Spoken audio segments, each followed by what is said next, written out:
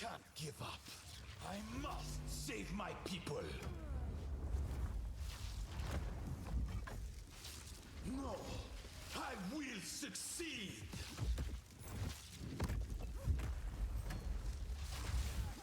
I will burn you alive.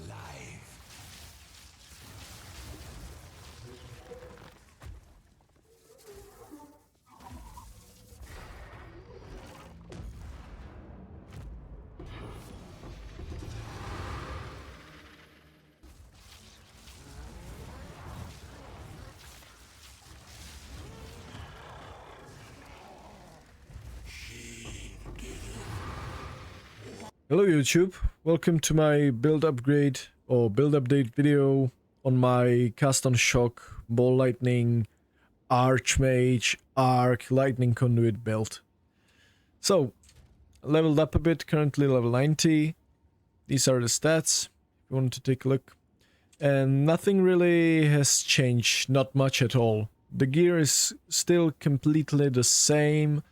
Life, or not life, mana, energy shield and resists. And the only thing that's changed is the skill tree a bit. And I've added some jewels into the skill tree, so I'm gonna quickly go over the jewels. I kept the 3 original ones with recoup or recover mana per enemy killed, but I've added these increased magnitude of ailments you inflict. Ideally we would get magnitude of ailments and also magnitude of shock, but these can get really expensive. So I went with this. This is the old one. Again, the old one. As I said, I kept the original ones in the build just to make it feel good while mapping. This one and this one. That's, I think, all the jewels. And yeah, the skill tree leveled up a bit. I'm gonna give you a link in the description for max roll skill tree, but it's gonna be again only for skill tree, not the entire build. You can look through the items that I've shown you in this or the last video. And yeah, so what changed on the skill tree? I've dropped these points because I switched the playstyle a bit. I'm not using ball lightning for clear that much anymore, so I didn't really need the projectile speed nodes. And so I respect those, and I did level up a bit and put the points in there for Arcane Search effect, more mana regen, more cast speed, and for these mana regen nodes with the damage taken recouped as mana. This sounds good, this damage taken recoups as mana, but it takes 8 seconds to recoup the damage, so it's not... In PoE 1 this would be really good, but in here it's really not all that strong, but it certainly helps. So yeah, that's the skill tree. As I said, I'm gonna link it in the description. And now for the main thing, the gameplay change. I was basically clearing with ball lightning, casting it, and then since it shocks a lot, off of it trigger the cast on shock arc. But all of these things take a bit of time, because you first need to cast your ball lightning, which doesn't travel really fast. Then you need to shock with it, and then it's gonna be proccing arc, and the arc takes quite a long time actually to chain through all the chains it has. So it's not gonna instantly hit all the monsters on the screen, but it's gonna chain in between them. So that's why I did this change, because I was having a problem with high movement speed mods in maps like for example this one, where they have increased movement speed, attack speed, cast speed, and extra damage, and then you proc the skill 3 thingy that increases the suffixes or whatever, and all of a sudden they are 4 or 5 times faster than you, and you cannot outrun them, and they're just stunning you all the time with their insane damage. So that's why I did the change, because arc is a lot more snappy, I would say, responsive and faster than casting a ball lightning, and I still kept ball lightning for single target. So my arc links are currently cruising current for the AoE spread of shocks, so you get more arc procs on your cast on shock. Control destruction, rising tempest, and chain. And basically for ball lightning, I'm now using Scattershot, Overcharge, Lightning Exposure, and Arcane Tempo. I switched, basically all I did was switch these two in between. I was using originally Unleash on Arc for some straggle mobs, but yeah, not using Unleash anymore. And I swapped these, and our ball lightning now feels on the bosses much faster, much smoother, doesn't slow you all that much, so you can dodge around much more on bosses, and yeah, it's more fluid gameplay. And if I'm getting a 6-link on Arc, I would probably get the gem that increases your stun threshold during Arc, just to counter the problem I had, and then I would be trying again on those maps with increased attack speed, cast speed, and movement speed. Because, yeah, the biggest weakness on this build is, in my opinion, getting stunned all of the time. Since you have no energy shield, no life, you don't really have a way to scale stun threshold. So, yeah, you're getting stunned a lot, and that's why I did the change, and that's why I would even use the stun threshold support, since I don't really feel like I need any damage on the build, at the moment at least. And for Cast on Shock, I have a 6-link now, so it's Arc, Inspiration, Electrocute, Impetus, and Considered Casting for the clear, and for the single target I just swap Arc and Lightning Conduit. And yeah, ideally for on your single target setup, ideally you would get this number, this increased energy gain modifier, or energy gain modifier, you would get to 275, because that would mean you get 150 energy for every single shock on a unique enemy, and that would mean you are proccing your Lightning Conduit on every other shock.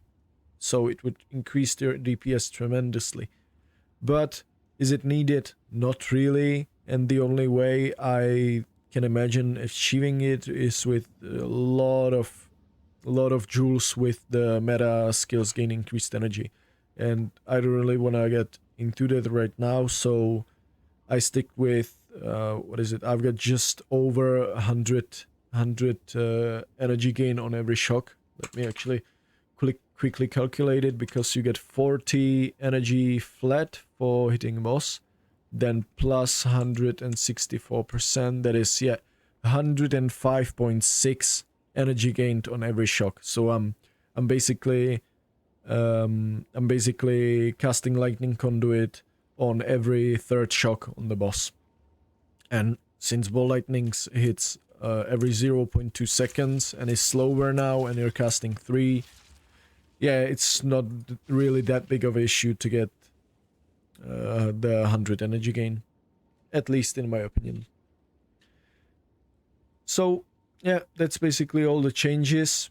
I'm not using Blink anymore because it was too tedious to do the weapon swap. Orb of Storms with Font of Mana, Expanse, and Neutral Overload.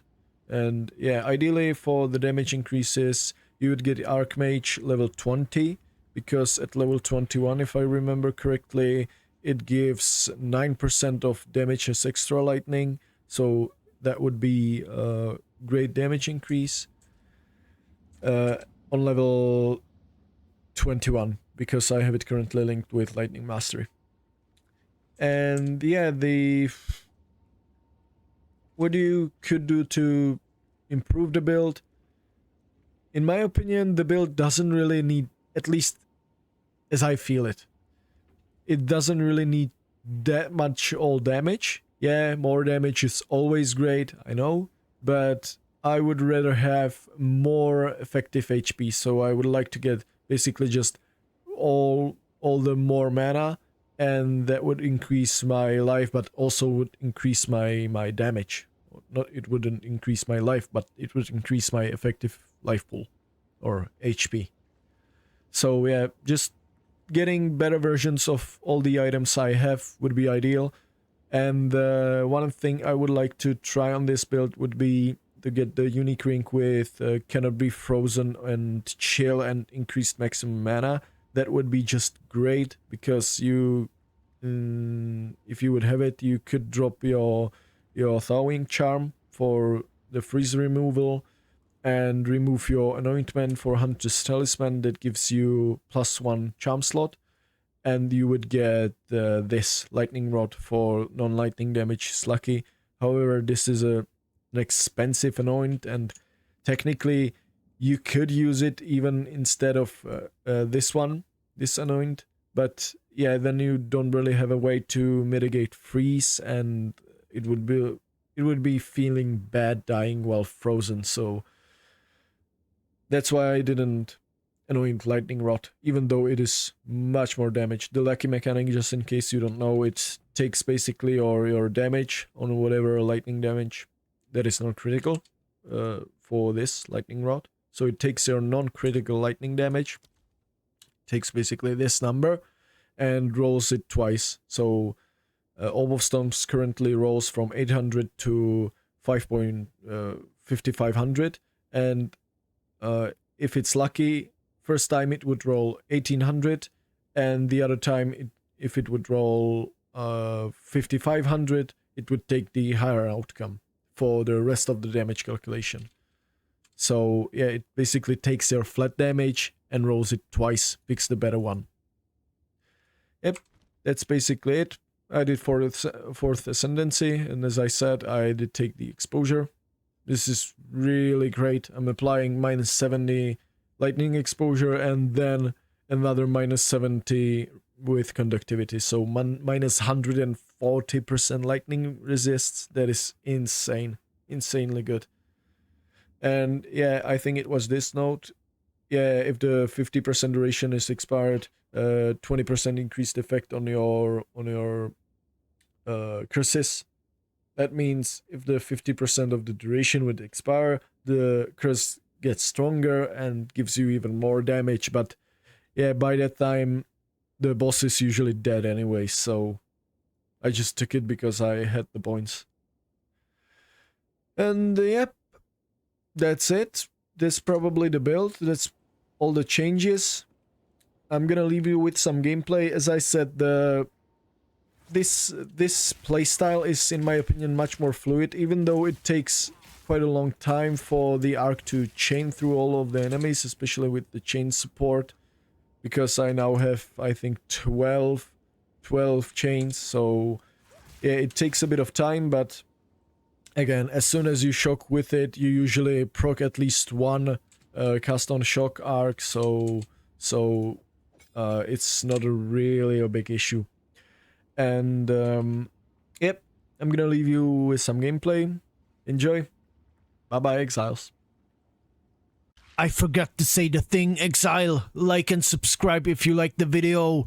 Follow for more content. Enjoy. Bye bye.